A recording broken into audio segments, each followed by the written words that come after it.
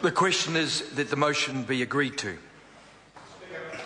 I call the Honourable Parakura Horomia. Tēnā koe. Mr Speaker, tēnā koe. Ia koutou o Ngati Whatua Kaipara e mihi koana. Nau mai haramai ki te wāhi nei. Mauri atu te kaharawa o te Waimarino o ngā wai e patapata atu I reira. E mau kaha atu te tuku o ngā tupuna kia koutou. E whai kaha I konei hei oti pai atu tēnei tino taumahatanga. O rere e koutou katoa. E te whaia e mihi koana. E tame koutou katoa. Kanui te mihi. E kite atu te pakaritanga I roto ia koutou e tae konei a hako te rō atu I te tae I te wharemiere nei ke te tae atu koutou. Tō reira tēnā tātou. E tautoko tia tu ngā whakaro e puta a waha a te wina te Māori. A pita, tēnā koe.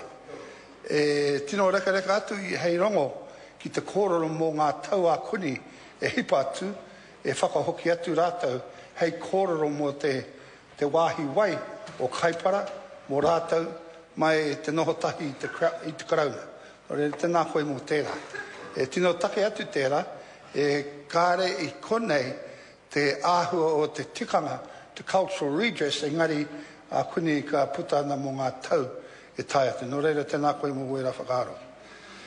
Mr Speaker, Ngati Whatua o Kaipara is the collective name for the hapu and whānau of the 5 marae south of Kaipara. And I want to mention those marae and other reserves or marae they're there. Rewati, Haranui, Kākanui, Araparera and Puatahi. They are interesting. Puatahi is a marae that is in several of our regions close to the sea. And so I want to mihi to the marae of Puatahi. I'm not too sure I've been there. It has been chosen to distinguish between this group and Ngati Whatua o Rākei and Ngati Whatua in South Kaipara. Ki tātou koutou e Sharon, koutou I reira, ma e mihi kona kia koutou. Tēnā koutou. Key figures in the negotiations, and Takutai Mona is not here, Margaret and Nada, who's away somewhere, and mihi atu kia rātou, and everybody. Because the issue about naming people is you leave people out. But there has been a lot of effort put in by Ngati Whatua people. And I see Jason and them up there, those who have slugged along the road to get to this place to try and finish this more sooner than later. Ngati Whatua o Kaipara and the Crown signed an agreement in principle in December 2009. An initial deed of settlement was ratified by members of Ngati Whatua o Kaipara and signed in September 2011.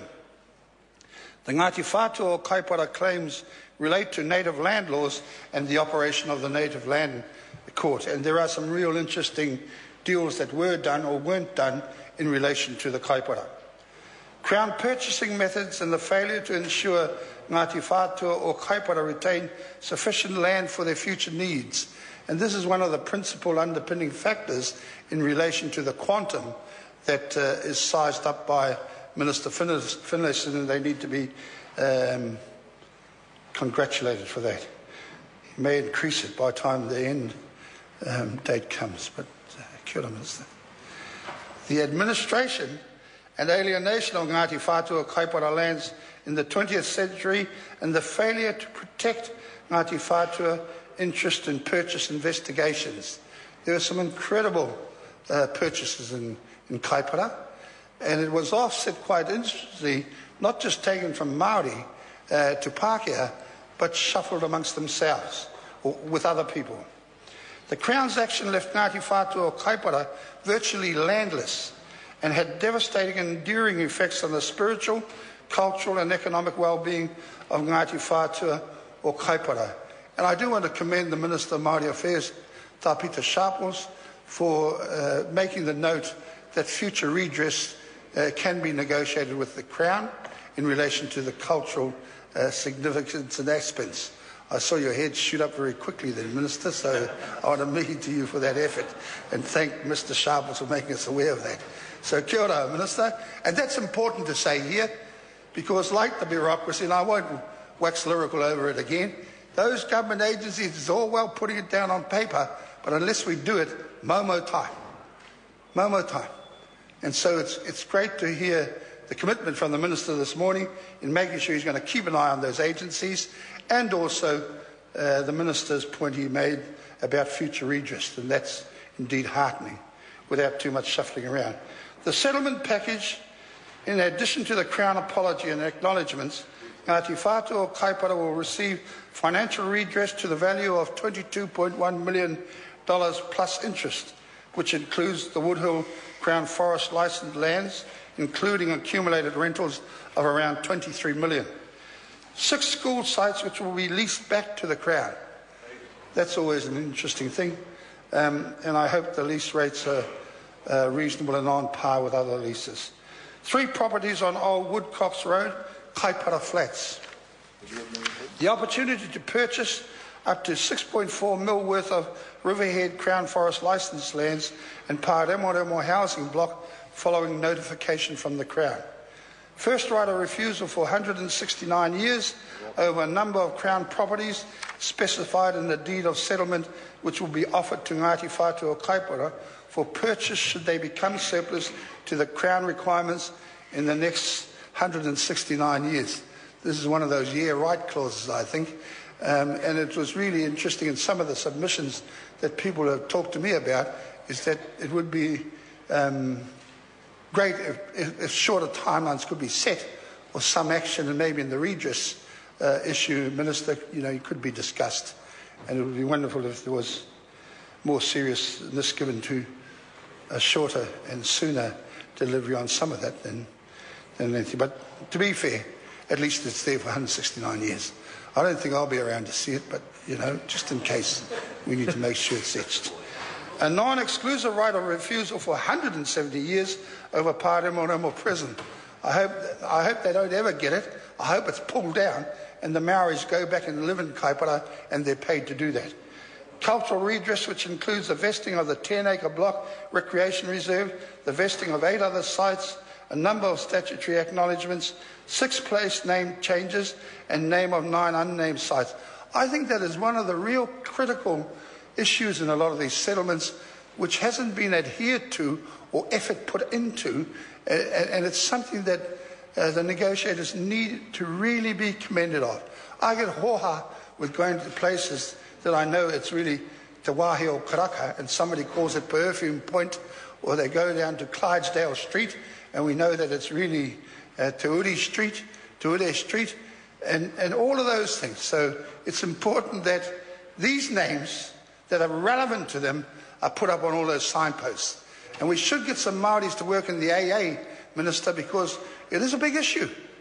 It is a real big issue that the naming of these places, it was outright photocopying of where they came from in England. They got no relevance, none whatsoever. It's about some important council on the local body. So I want to give real support about these place name changes and the naming of 9 unnamed sites. Minister, for crikey's sake, don't let any excited bureaucrat name it Parliament Road or Parliament House or something like that. This is an important thing for Māori, because in the sense of Māori's mana, whether it is over water or over wahi, tapu or wherever, it is important to have the correct naming of those places. So I want to really take notice of that and suggest that we should do it more and should give them more leeway to doing that. Because I find it amazing that they've got to get permission to rename places that they already might hold in their korero and whakapapa anyway. So it is a very, very important part. It might not necessarily be understood by the bureaucracy or negotiators from the Crown, but I think it's very important. I'd like to congratulate the Ngati Whatua Kaipara negotiators for getting to this point. The journey from the Waitangi Tribunal hearings that began in 1999 and were completed in September 2001 to now has not been easy. It's been a long time since 1999. They went back, they came forward, and they went back again.